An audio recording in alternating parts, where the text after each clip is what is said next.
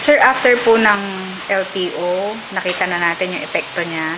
Tapos yung sa Pag-ibig Housing, sir, and then LRA. Ano po ang susunod, sir, para sa Stratcom?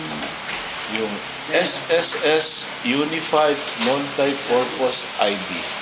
So SSS Unified. Sir, yun po ba yung tinatawag na national ID? Hindi, More commonly? multi-purpose ID. Multi-purpose ID. Hindi national ID. Pero pwede na rin national ID. Oh, sir, kasi di ba parang sa Amerika, pag may social number ka, parang yun na yun. Yeah. Generally ginagamit. Pero ito yung multi-purpose ID na gagamitin ng SSS, PhilHealth, Pag-ibig, GSIS. Again, alam nyo ba epekto nito sa serbisyo? Sa PhilHealth. Nagkasakit tayo. Pagdating natin sa doktor, swipe yung card. Lahat ng sakit natin lalabas na eh. Medical records, sir. Medical records.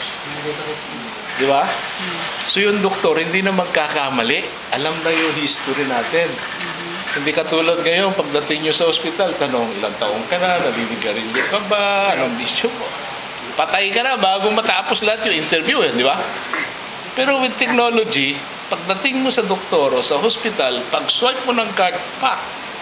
Ito, mga gamot na iniinom mo. Alam nyo ba na karamihan ng mga prescription may overdose ng gamot? Alam nyo ba na nagkakamali yung mga prescription? Pero with medical records, mababawasan yan. Again, this is another service to the public.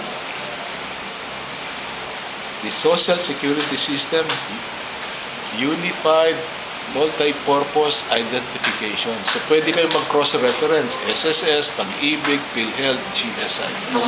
Pwede rin gamitin nyo ng insurance company, sir. Pwede rin. Katulad ngayon, kung mayroon kayong health insurance, pagdating nyo sa doktor, kukuha ka ng letter of authority. Ito, mabilis na serbisyo kasi swap lang yung card. Pak! Ngayon, yung mga mahihirap na nasa remote areas, kukunting doktor, narinig niyo na ba yung telemedicine? Telemedicine. Di ba?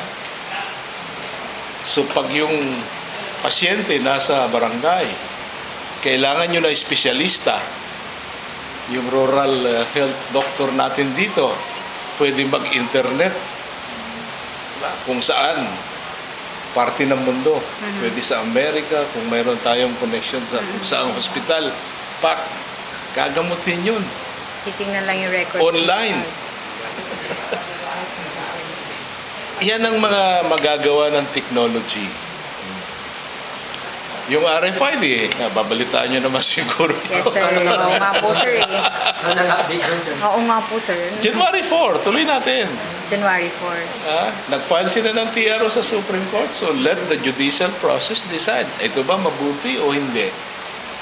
Sir, tuloy ba talaga yung pagpasa ng end user dun sa 350? Kailangan ba talagang balikatin yun ng may-ari ng sasakyan? Pagkano ba yan 350 habang buhay ng kotse mo? Hindi naman every year yan. Minsan lang. One time lang yon. Pero pag nawala yung kotse mo, report mo kagad, pak! Pag dumaan doon sa reader niya, makikita natin saan dumaan yung kotse mo. Di ba? Basta may reader, ha? Sinasabi nila mayroong intrusion to privacy. Yes. Mas delikado yung mga cellphone nyo, ha? Ito, may mga anong pangalan Pwede to? i-wiretap. GPS. GPS. Tracking Yung system. RFID, 10 metro lang. May reader, 10 metro lang bago mabasa. Pag walang reader, hindi mababasa. Pero yung mga enforcers, meron silang handheld readers. You can just imagine na pag lahat ng sasakyan mayroon ng RFID, ano mangyayari? Pwede ka electronic registration. Pag register mo ng kotse mo, drive-thru. Pwede kang bumili ng McDonald's, drive-thru. So everything will be drive-thru. That's technology. We are living in a modern technology. We have to at least live with it, accept reality na we cannot live without modern technology anymore.